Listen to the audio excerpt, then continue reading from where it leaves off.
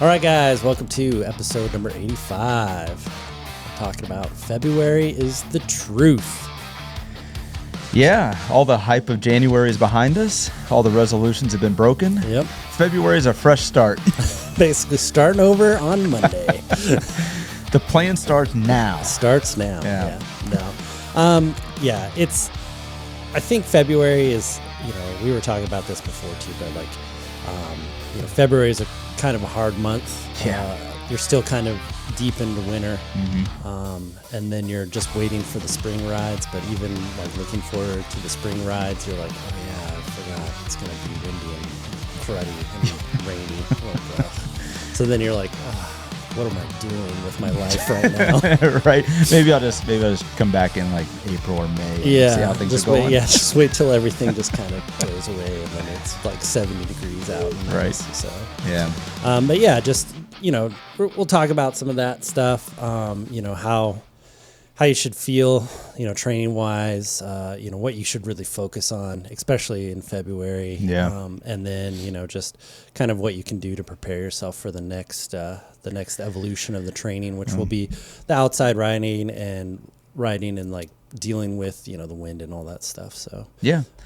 Well, in February is, I don't want to say it's the make or break. I wouldn't say it's the make or break month, but it's definitely an important month. It is. I would say it's probably like when you think about it, it's probably like where all your habits for the year are probably going to be you're forming them. Yeah. You're forming them. They're solidifying. It definitely, you can't ruin your season with a bad February but you can definitely put a hinder on it. Yeah. And if you can come out of February,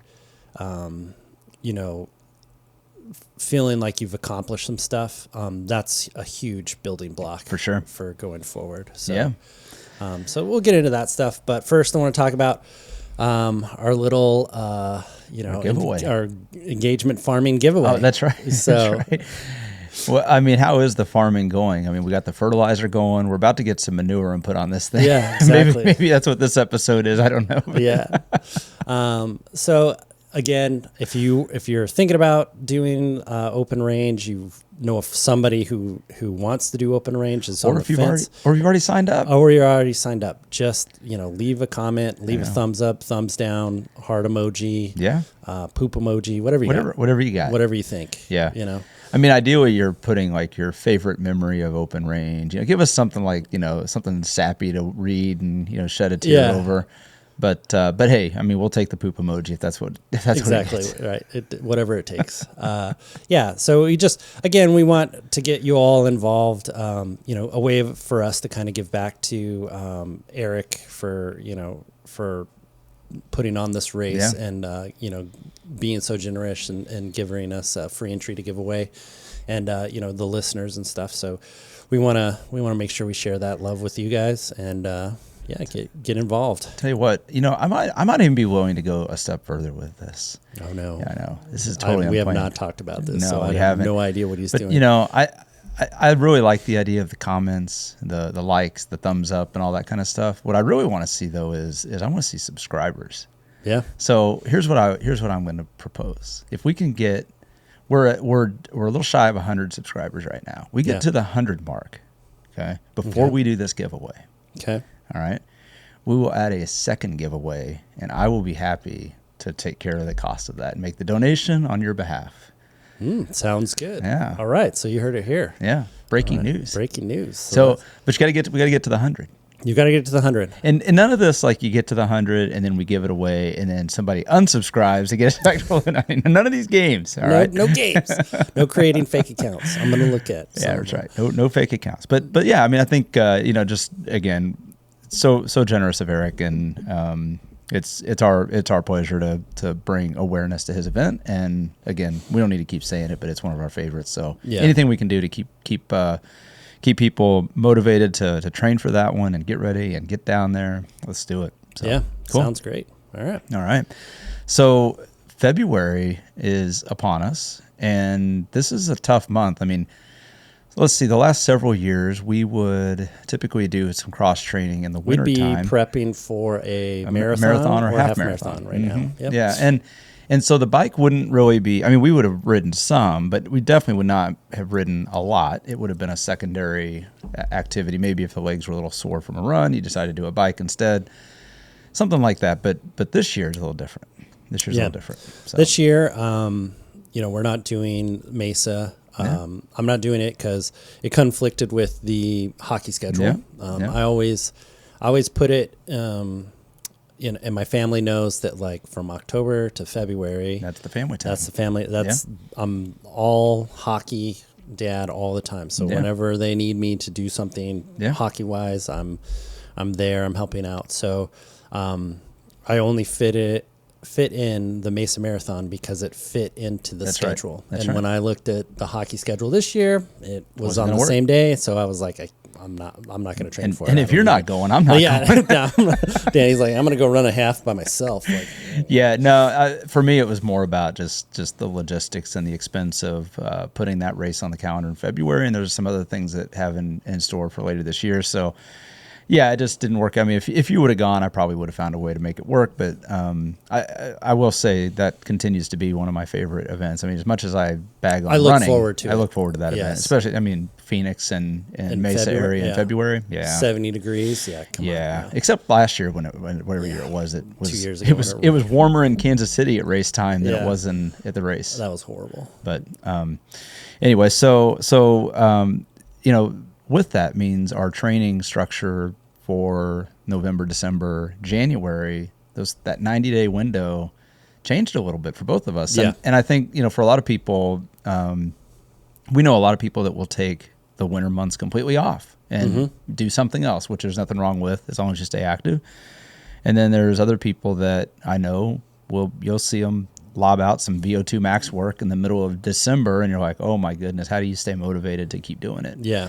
So, but again, to each their own, but February is a really important month as you think about setting up for the spring races and setting up for the rest of the year, I think. So here we have the January hype and all the resolutions and all of that, and it starts to die down. The dead of winter is on us. Yep. So now what? And then you get to, the February is basically the reality check. That's right. You made all these promises in January. I'm going to do this. I'm going to change my diet. I'm going to do all that. And then, whether you stuck to it or it fell away, now we're into February and it's like, okay, now we actually have to either, do something or, be okay with not doing anything. Yeah. So, yeah. And, we talked a little bit on the last couple episodes, we joked about it at the time, but it was intentional. I tend to tweak my plan a lot throughout the year, right? I'm a tinkerer. I tinker with it a little bit, and then something doesn't quite work for me, or I find myself not doing what I need to do, and I make adjustments because, again, the best plan out there is the one that you follow. Yep. And so that's what I did in January. So January to me was not a resolution month, even though we did an episode on it. January for me was, this is the approach I think I want to take. I started it, and I had to make some tweaks to make it work.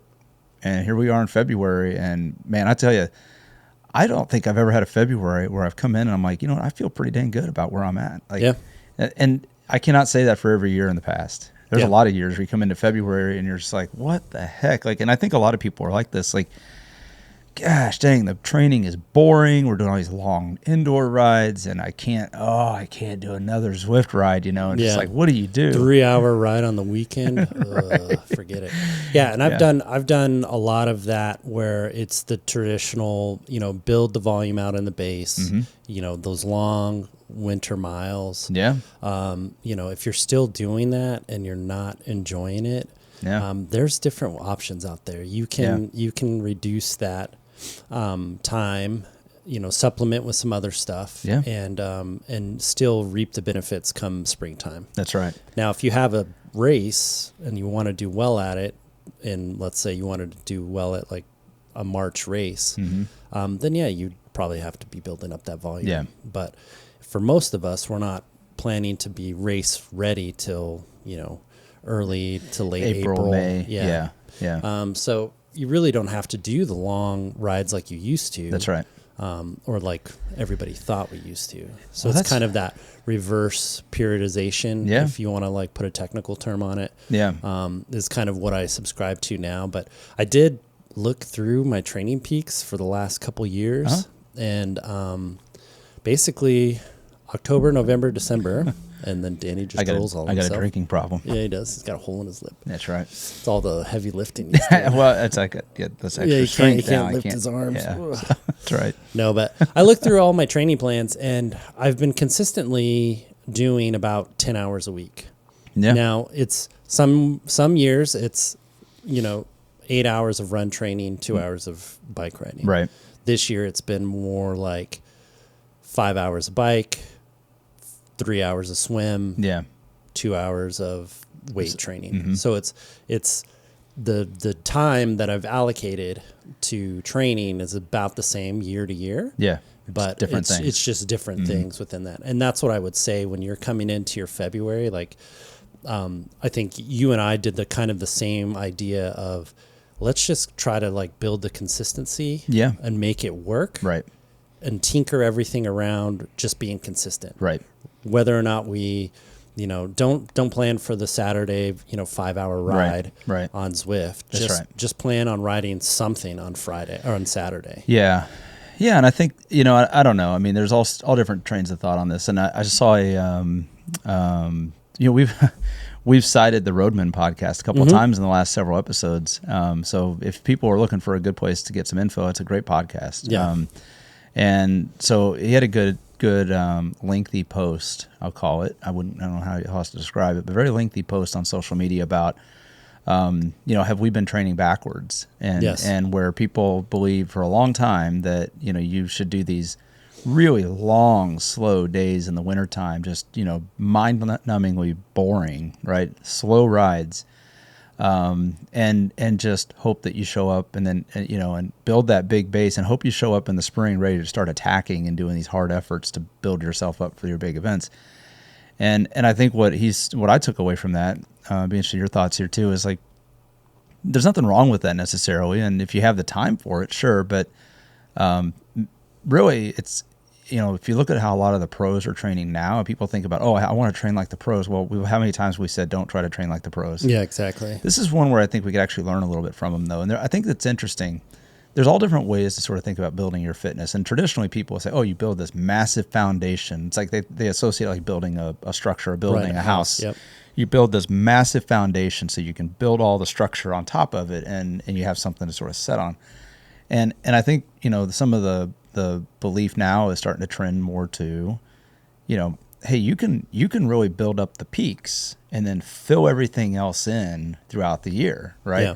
And I always thought about that too. I always thought about like fitness. I think people want to think of fitness like as this finite little block of something that you can. It's like you want to put parameters around it, but your body doesn't know any different, right? Your body doesn't understand it's February and you've got big races coming up. Your body doesn't care. Your body's like, hey, I'm adapting to the stimulus you give me. Yep. So if you're going to put hard efforts in right now, it's going to adapt to that and it's going to get you stronger for the hard efforts. If you come back later and say, well, now I want to fill that in with some endurance.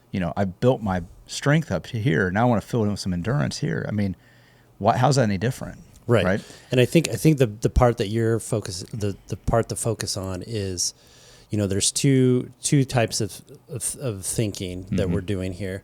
When you build that real big base, it allows you to build that to a peak. Yeah. So if you have time, you can build that to your A race, the peak. Right. But if you're building fitness and strength and all that other stuff, you don't need the base to build the fitness. You can just start building the fitness, and then you're coming in at a higher fitness level, so that when you start the base. The base is at a higher fitness level. Level. Why this resonates for me too is how many times have I said over the years where I'm like, gosh, I just feel like in the wintertime you only do this endurance. Even if you do touch the higher zones a few times, I know you're not doing like a VO2 max block, but even if you just hit those zones, you're just doing these long, slow base rides. It just feels like you're the power. I don't want to call it FTP because it's not that. It's not just the FTP. The ability to repeatedly produce power or the ability to generate the power that you need to do a tempo and all that tends to drop. Yeah. And it's like, and it falls really fast. Well, it does, but I mean, I think it does fall really fast. The peak, the high end of that definitely falls really fast and it comes back really fast generally. But my thought also is like, but but what if I didn't lose that? So what if I was building my fitness in the off season so that I maintain that, and then also fill in some of that base fitness along the way, so that I'm not really ever I don't want to lose what I spent all summer gaining. Yeah, right? Exactly. And that's like the worst feeling is when and I'm not talking about taking a break off the bike. I'm talking about I've been training, I've been sticking to the plan. I come back and I do an FTP test, or I do an hour ride and just kind of see and I'm not as good as I was in 5-6 months ago. Like, what the heck? Yeah. Like, what? That doesn't feel like progress. It feels like you kind of stalled, and you're trying to recoup what you lost. Yep. And I remember I told you in the fall when I kind of got back into I took my little annual break, came back, did my traditional 2 to 3 weeks sort of reacclimate to everything, and started following the plans that I had a little different twist on it, but I had a plan that I was following. And I think I told you I did my first FTP test, and my FTP was the same as it was in the peak of 25. Yeah. That's the first time that ever happened for me. I was like, hell yeah, now we're talking. Like, so now I've been training to that. So now I'm sitting right now, if I did an FTP test right now, it would be at least the same, maybe more than what I left with last year. Yeah. That's where I want it to be. Exactly. But if you just stick to these long, slow days, that's not going to happen. No. You have aerobic fitness, but you won't have the power to be able to put out. Right. So. And that's because you're in a different part of your journey. Now, if you're listening to this podcast and you're just like, well, I've never ridden 200 miles, right. Yes, you need the volume to do that. You do. So that will help. that you have to focus on what is the key importance of your training. Right. And for for Danny and his and his strengths and stuff, he already has the long base miles in his legs. Right. He's not starting from zero. And so if you want to think about it like from a weightlifting perspective, is that you're putting in some work to build some really good muscle. Yeah. And then when we get to the springtime, then that's when you're just going to go and maintain that muscle. You're not trying to, add more weight to the, not going to do an 8-week hypertrophy block. Yeah, exactly. You're not trying to you're not trying to bulk up. You're just trying to maintain the strength that you have. That's right. And then now you're just trying to fill it in with the endurance and the aerobic adaptations when it's nicer for you to ride out there. Because riding a 6-hour ride in 30-degree weather, it's brutal. You can do it. Sure. I'm not, but there's a lot more stress that comes with that. That's not really necessary. I think it's more than just the physical aerobic stress. Yes. You get the cold stress. Your body works a lot harder to keep you warm and all that other stuff. So it's just not just that 4-hour ride. It's more. So, and the thing too is that the training now that you're in February, it shouldn't feel impressive. You shouldn't be like, oh, look at me, I hit my all-time high. Right. If you're hitting your all-time high in February, it's like maybe it wasn't your all-time high. It was one. It wasn't your all-time high, and you might have just messed some stuff up because you might be peaking a little too early. Yeah. So, or you didn't realize how strong you were. Yeah. Right. That could be the other thing too. And I think a lot of people. And I'm guilty of this too, so I'm just going to say it. I think a lot of folks look for those breakthrough efforts. They look for the effort where it's like, oh my gosh, I just set this massive new power record, and I jumped 20% of my FTP over the last 4 weeks by taking this AG1. No, I mean whatever it is, right? Whatever the whatever protocol training, is, whatever training thing that you did, and it's just it's so much better now. And if you follow any athlete, do you get major gains early? Yes, it's that curve we always talk about. Yep. Do you get early gains? Absolutely. I will probably see early gains from my strength program because I haven't weightlifted since forever ago, right? At least not for the last 10 years. Yeah. Consistently lifted weights. So I'm sure I will see some early gains from that. Does that mean 6 months in I'm going to continue that? No, absolutely not. It's going to be more incremental. And it becomes a much more linear progression. It's not, you don't see those big jumps. And that's what I think people worry about is if you're coming into February and you're expecting to see some 20 or even a 10% increase over your previous numbers, you can call it FTP. You can do a durability test. You can repeated efforts. You can do 1 hour powers. You can do 3 hour powers, whatever the metric you want to use. If you're expecting to see these massive jumps in February, it's not going to happen.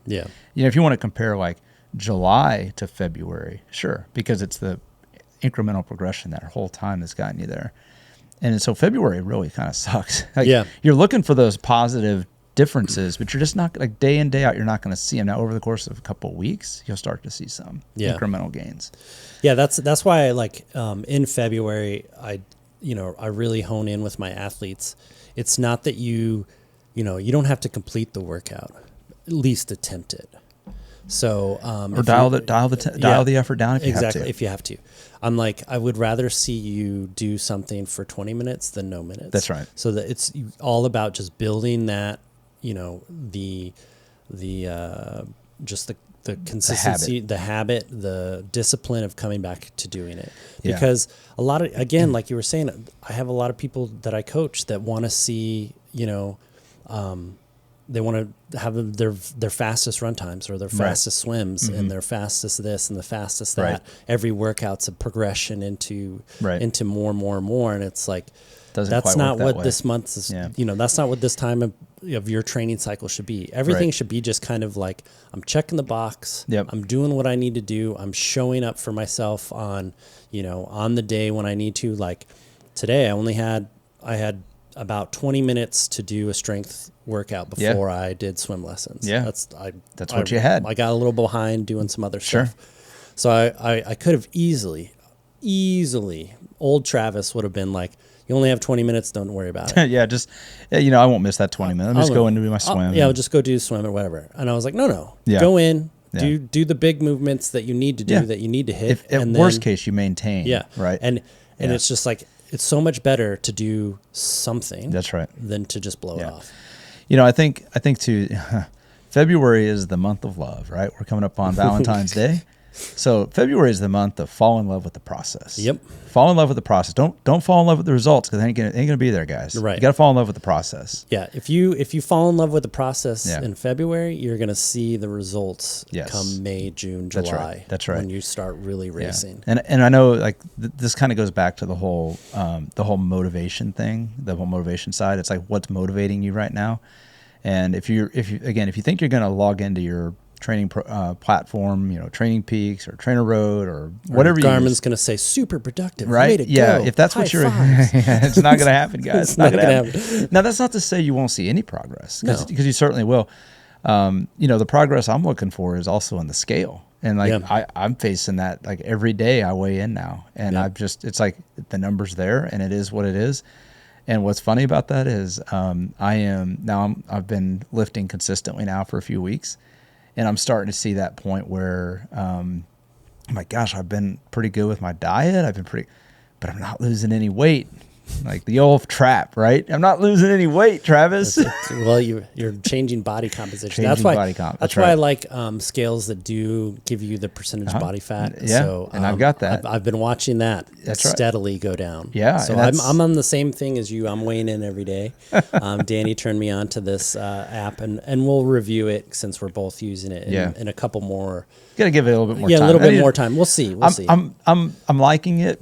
But I need to see it. I need to see how prove itself out a little bit. It's only won me over for 2 weeks. It's easy. The honeymoon phase is really good right now. It's the best, man. It's the best. We're just getting along so well. We haven't even had a fight yet. Yeah, we haven't even fought yet. It's so good. So So I got to get through all that stuff, and then I can give a more biased review of what I think of it and how I like it, what I don't like. But again, it's what we were talking about. We're checking in every day. Yeah. We're trying to adhere to the program that we signed up to. Danny likes to tweak his program. I write my stuff out, and I'm like, this is what this is. I basically renamed myself in Training Peaks. Yeah. So now I have a Stephen Brooks. So your second personality is finally coming out. Finally coming out. I'm glad we can talk about this. Thank out. you, because I've been talking to your second personality a lot, and I'm just like, gosh, will you just tell Travis it's okay to have two personalities? It's okay. So basically, I just came to the point where I was like, all right, well, if I'm not going to listen to my coaching self, then I'm going to change my athlete self. Sure. I'm going to coach my approach yourself more objectively. Yes. And just be like, what would I tell my athletes if I'm training like this? That's right. And sometimes it's been a little tough love, but Yeah. But I like I was saying is I wrote out the training plan. It was like, Yeah. I know you can do this. Right. You haven't done anything that's not on this training plan. You have not done anything that's going to be a surprise to Sure. you. Well, and also keep in mind, I mean, this is important because when you say that, it's like, yes, you've built your own plan and all that kind of stuff. It doesn't mean it's so rigid it never adapts. No, and it's constantly adapting. Yeah, and that's the thing. Like, we say tinkering, but like I will make structural differences in like what and how I'm approaching things.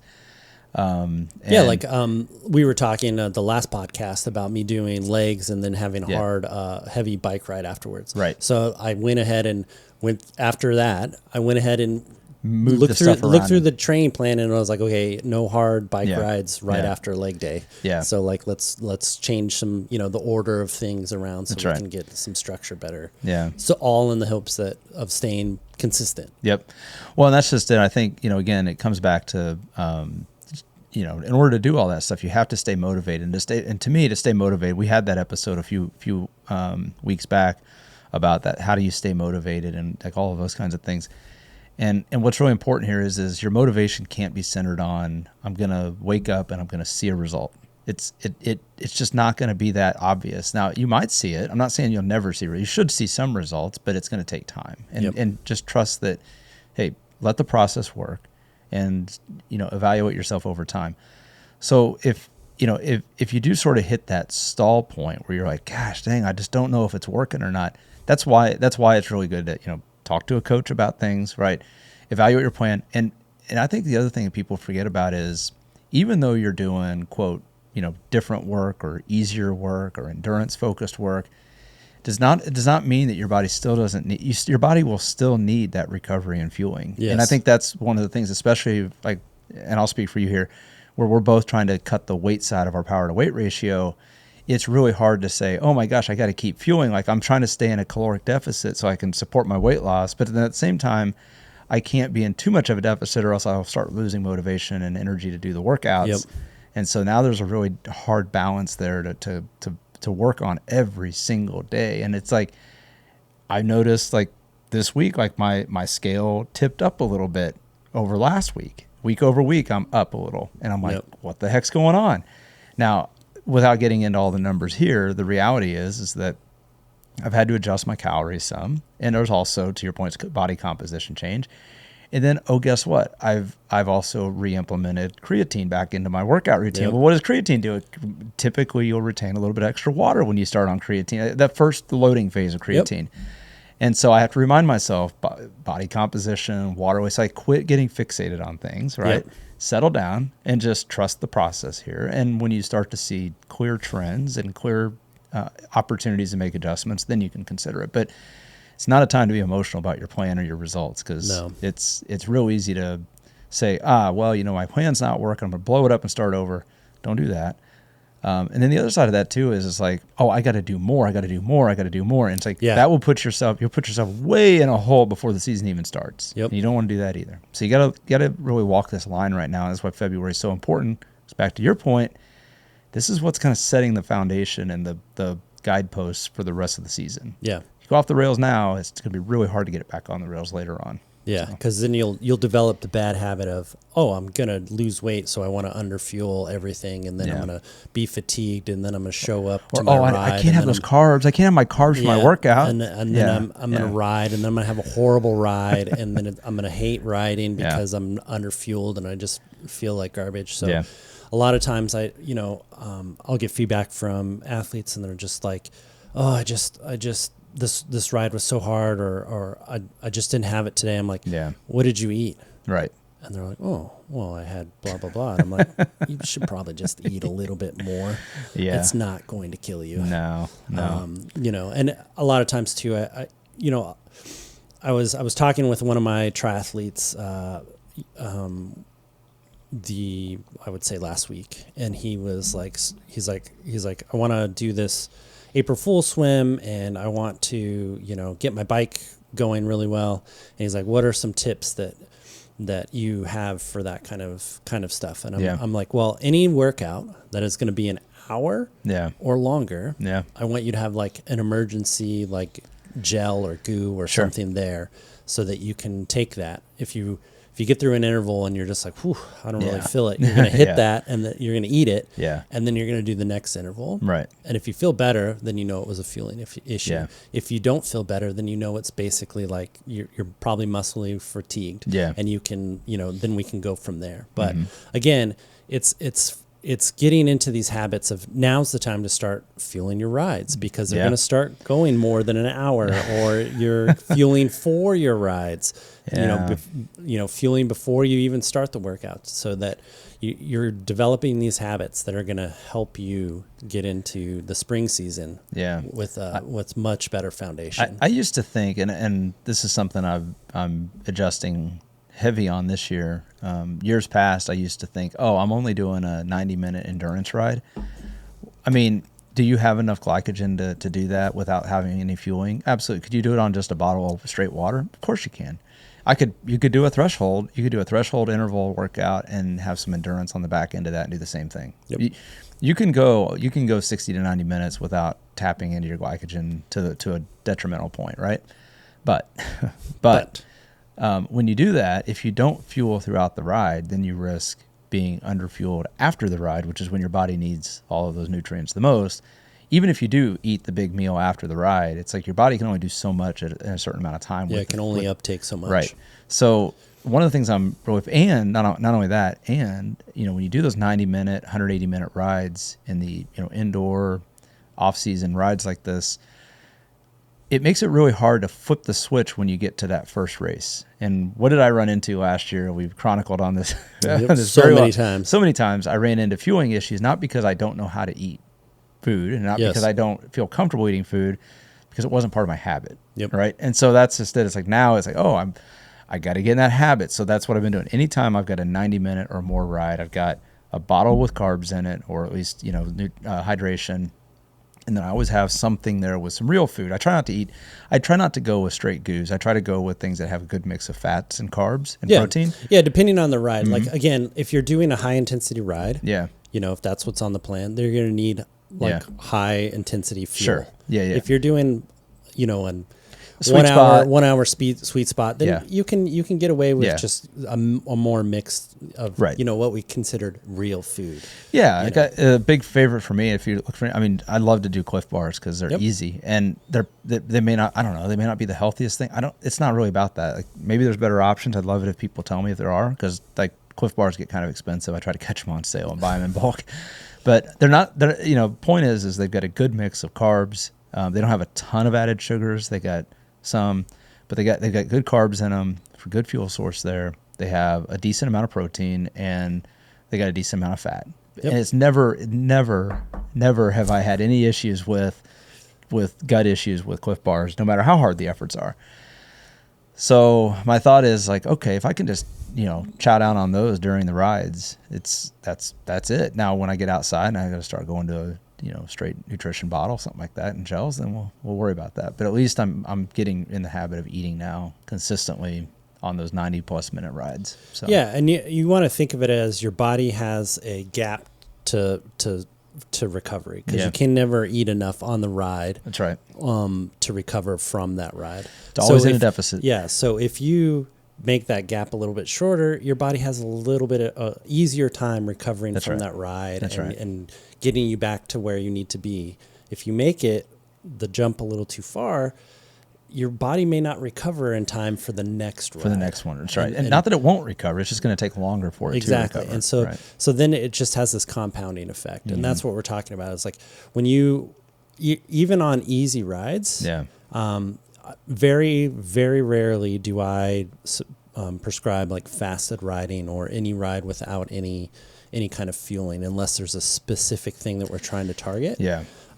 Especially if I notice that like somebody needs to be more fat adapted, then that's when we would start doing that. But for the most part, every single ride that I do and every single ride that my athletes do, it's assumed that they are fueling for the ride, during the ride, and after the ride. Yeah, the more I've thought about this, I did experiment a little bit with not fully fasted rides, but because when I think about a fasted ride, I think of you woke up, you had maybe coffee that morning, and then you jumped on the bike and did a workout. Yep. And usually it's a low intensity, right, it's usually super endurance, base, something like that. Super base. Right. And I think even now there's still people that will consider a fasted ride of, even if you had light carbs, the fact that you didn't consume enough carbs before the ride to really position your body for it, that's still, and a lot of people call that a fasted ride. It's not the pure definition of fasted, but they'll call it a fasted ride because you're not eating during the ride, and then you may not eat immediately after the ride. Yeah. And again, if you want to experiment with things like that, the time to do that was like 3 months ago before we got to this part of the year. Yeah. And this is why I want to tie it back to February is not the time in my mind to be experimenting with too many things. Yep. February is the time to start dialing in the options for, hey, maybe if I want to experiment, it's not experimenting, am I going to eat? Or it's experimenting, what am I going to eat? Yep. And that's the difference. How often I'm going to eat. Right. I'm going to start tinkering with my fueling strategy, not the notion of fueling or not. Yep.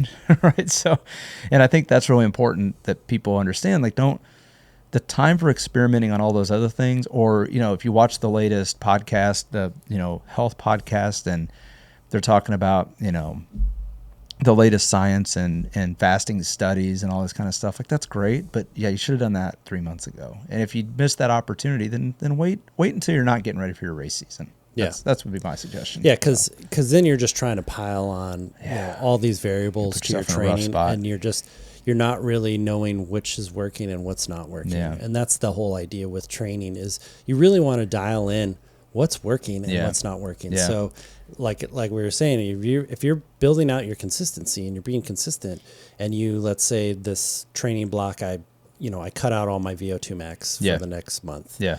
Then I go and then I do my FTP test, and my FTP test comes down, and I'm like, all right, well, now I know I need some VO2 max, something to hit that top end, to hit that top end to keep it kind of moving up. So again, you're really February should be the time that you're refining all of your strategies to make everything start to work, so that you're holding that consistency for as long as you can into the race season, so that you have the best race season. And what's your reward so we do all the things, right? You stick to the consistency, you show up on the days you don't want to, you're not freaking out over a lack of obvious progress, and you're doing all the things you should be doing.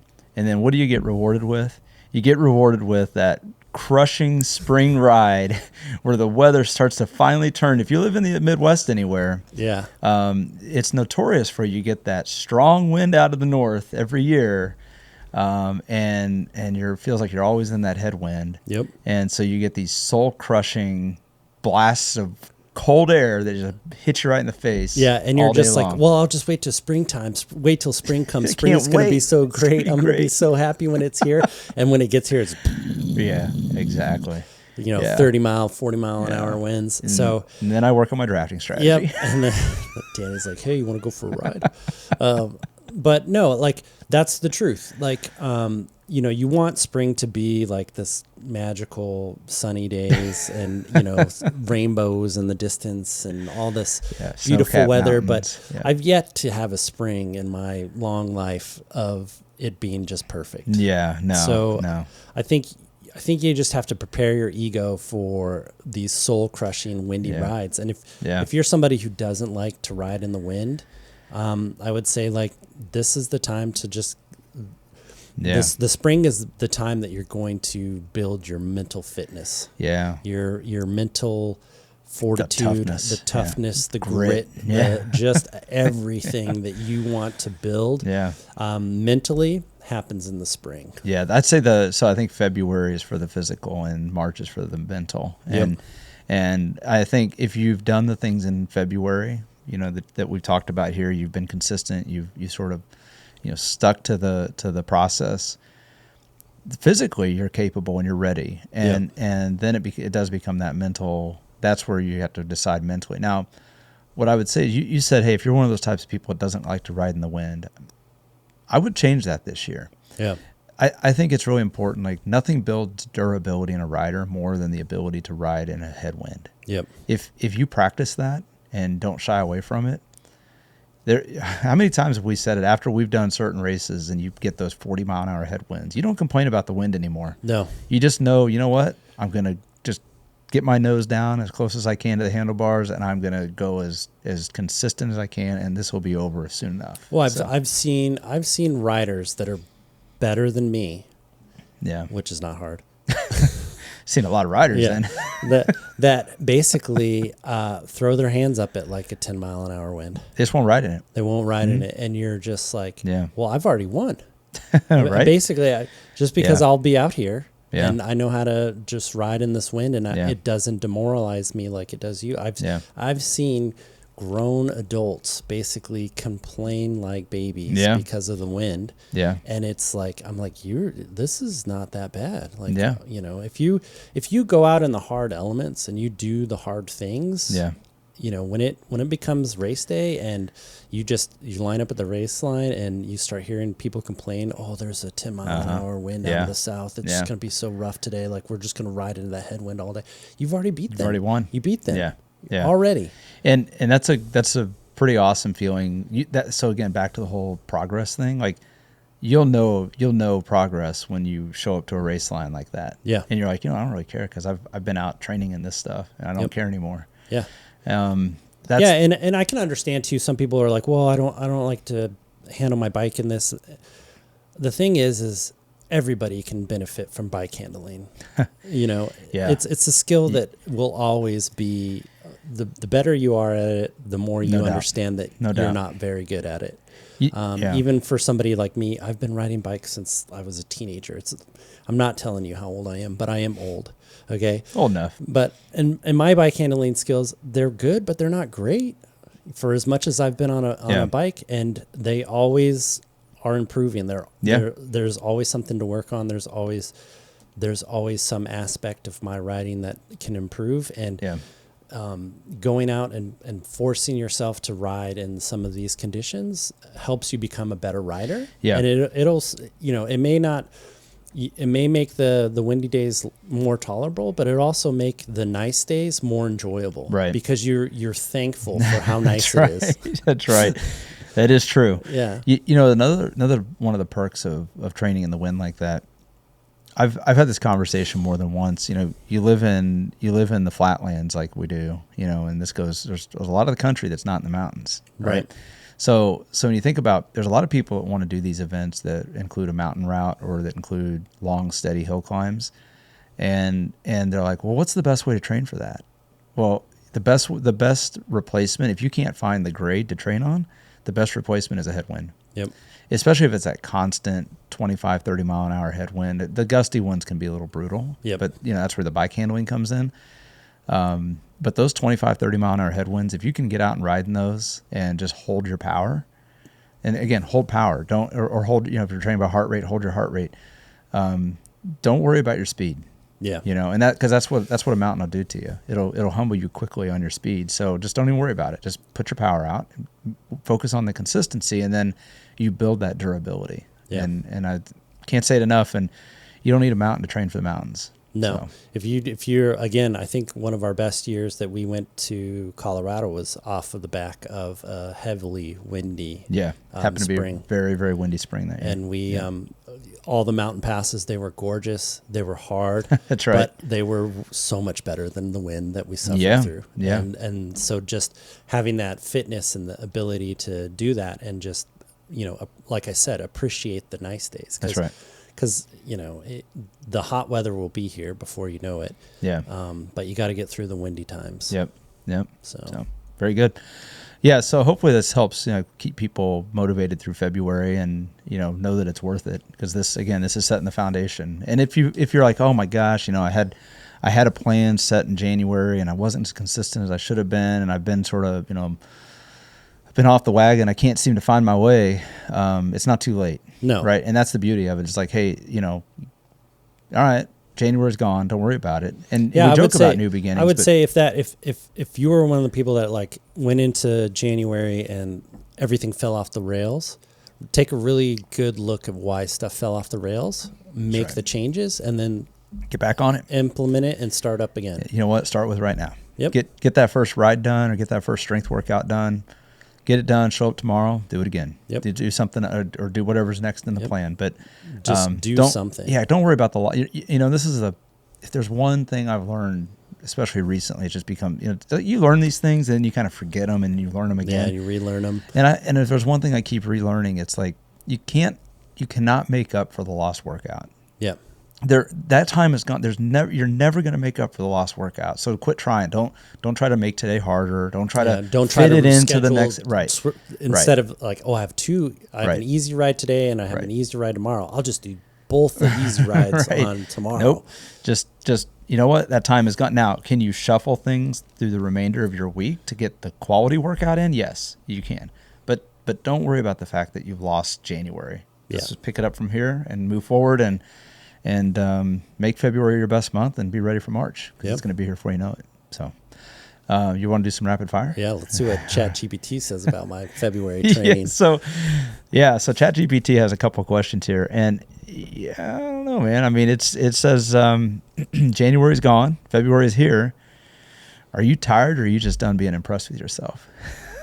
I don't know. I'm not really tired or anything. I'm just like, I haven't done anything, so I'm not. Yeah, I'm not tired. I haven't done anything. Yeah. No, I think it's funny because January, you know, we talk about all the resolution stuff. It's like January, it's a new beginning and we're going to, you know, everything's great, but yeah, it never works out that way. It seems. Yeah, so it doesn't matter where you're at, you know. I love January because it is like that kind of time to dream. Sure. And then February is like life that comes in and just smacks you in the face and just be like, hey, get out of here. Wake up, buddy. It's time to go to school. It's like the meme with the reaching for the balloon and the arm holding it back. Exactly. It's like I was dreaming. And then it's like, no, time to get to work now. Yeah. No. All right. So when progress feels invisible, do you stay disciplined or start negotiating with excuses? When the progress feels when it feels invisible, I think basically I'm doing the right stuff. Yeah. Because it's not too hard that it's crushing me, and I'm kind of debating whether or not I'm strong enough. Yeah. And it's not easy enough to where I'm like, I should just do more. Yeah. I like it to feel like it's just a thing that I do, and then I have other things that I have to do during the day. Like, you know, again, this is a hobby. Right. You know, for me, it's more of it's not more of it's also work. I coach and all that other stuff. So it is a job. I do show up you know, for my athletes, and then I show up for myself too. But again, I do love it when training feels not effortless, but basically like, you know, it's a thing I did an hour ago, but I don't really feel it right now. Wrecked. Yeah. And that's the thing. I think a lot of people feel like you know. Oh, the old adage of like, you know, gotta train hard, you know, you know, nut up, like all that stuff is like, you know, I should feel like I'm totally wasted after every workout. It's like, no, you should not. You should just feel like I did a workout, but I'm not I think crushed. Yeah. And I think there might be a time and place for that kind of stuff, or, hey, maybe that works for certain personality types and all that. But I will say, like, you know, think about like a Goggins, for example, like somebody like him is like, but he just does something hard every day. I get it. But my point is like people see like what he does and like, oh my God, they know how wrecked they would be. So it's like, well, he must be just as wrecked. I'm not saying he's like feeling great after every workout, but the point is, it's like, you don't have to go trash yourself every time because you gotta be able to show up tomorrow. Yeah, he doesn't trash himself every. I mean, exactly. He's trashed himself over years and years of doing it. But basically, when he says, I go for a 20-mile run every day, like he's built up to being able to run 20 miles. That'd be every like day. us going for a 2 or 3 mile run, right? Like, not exactly, but it's like conceptually, it's kind of the same thing. It's like, hey, 20 miles is 20. That's just 20 miles. Like, well, 3 miles is just 3 miles, and maybe you're at 30 feet. 30 feet doesn't matter, but like that's on his scale. That's kind of where he's at right now. Exactly. Yeah. It's just what he does. Yeah. You know, a lot of time people look at the volume of what people are doing. Will compare to the pros. Like they'll do like a 30-hour week coming up here soon. Yeah. Like they're getting ready for their Unbound block, which will be, coming up, and you'll see them like put in 30, 40 hour weeks, and you're like, look at those guys, they're Right. pros. I should Yeah. do that. It's like they've built up to doing that. Yeah. And they're a lot of and, years. And like I was saying, like in my training peaks, yeah, I do 10 hours a week. Yeah. In their training peaks, they're probably used to doing 20 hours a week, easy. I think endurance sports kind of are like the progress is hidden very well. Like if you think about, draw a parallel sport. Take bodybuilding, for example. If you associate the gains of bodybuilding and relate that to the gains of endurance sports, like it's very similar, right? Yeah. In the sense that like you take the tops of those two sports and like, does an endurance athlete look like a bodybuilder? Absolutely not. Can you really tell much? I mean, other than they look very fit, can you really tell much difference? No, not really. But so if you wanted to be a bodybuilder, you don't expect to go start lifting weights tomorrow and like next week or next month or even later this year, you're going to look like the top of the sport. Right. It takes years and it takes years to get there. Years. And like, if there's a lot of people, if you're in your 30s and you're starting now, it may be until you're 60 before you look like that. Yeah. Like it might, so the point is, it's like endurance is very similar, right? Now it's the time scale might be a little different, but it will take years to get to that point of endurance where you can just say, hey, I'll just go out for a 20-mile run. Yeah. Like, oh, okay. So yeah, it's hidden so well because it's not so visible, right? Yeah. Yeah. And to bring it back to Goggins, like Goggins wasn't making Instagram videos when he was running a mile when he was first starting, That's right? right. And like he'll tell you, don't like see the process. he could barely run from mailbox to mailbox. Yeah. And the thing is like he wasn't out there like stay hard, like running from mailbox to mailbox. It's no, he ran I love those mailbox stories. to mailbox, and then he ran light pole to light pole. Then he ran a mile. Yeah. Then he tried to run 2 miles, and then he had some setbacks. Go read his books. He tells the whole story there. Yes, It's awesome. and that's what you really need to focus on is the fact that this doesn't happen overnight. That's right. This kind of gains, these kinds of things don't happen overnight. They happen over years and years of dedicated work. Yeah. So that was longer than rapid fire, but that's okay. That was a good little segue because I mean it's just so important that you don't get lost in the fact that hey, maybe you don't see the progress, but yeah, stay disciplined. Do not start negotiating with excuses. Yeah, do not. Don't do that. And then this is kind of in the same vein. It's like, it says right now, are you rebuilding consistently or quietly auditioning reasons to quit? I'm quietly auditioning reasons to quit. Well, and that's the thing. If you're not consistent in your February, I'm telling you, it's going to be real easy when you get to that hard ride in April. You're like, you know what? I'm just going to mail it in. Yeah, I'll just call the truck, have it come pick me up. Just this season, just having a good time. Yeah, 2026, not my year. Dumpster fire. Just started out hard. Yeah, that's funny. So, all right, last one here. If this month doesn't reward you at all, will you still show up tomorrow? Yeah, absolutely, no doubt about it. Easy. Yeah, and I think that's the difference, right? It's like that's why I said February is the month of love. Fall in love with the process because at the end of the day, that's kind of what you're doing this for is the process. The events are nice, don't get me wrong, but yeah, they're fun. They're the carrot on the stick. But again, like I tell a lot of my athletes and stuff is that if they took away all the races, COVID was a good example. If they took away all the races, I'd still be out riding my bike. I probably wouldn't be riding as hard or training for stuff. Again, like I need that little carrot, but I'd be out doing exact swim, bike, running, what I do, regularly. I was going to say when there were no events going on, we were still out there riding. Now the roads were a lot more empty, which was kind of discouraging, but yeah, so cool. All right. That's it. Anything else? If you guys make it through all the way here, like definitely, you get 2 chances to win your and get the subscribers though. Yeah, you got to get the subscribers. So here's your mission. Go tell somebody to subscribe to this podcast. That's right. And leave a emoji. That's right. Hopefully not a poop one, but whatever. It's all good. I'll take it. Take whatever you can get. I'll take whatever I can get. But yeah, so leave it on either YouTube. I saw the one on Facebook.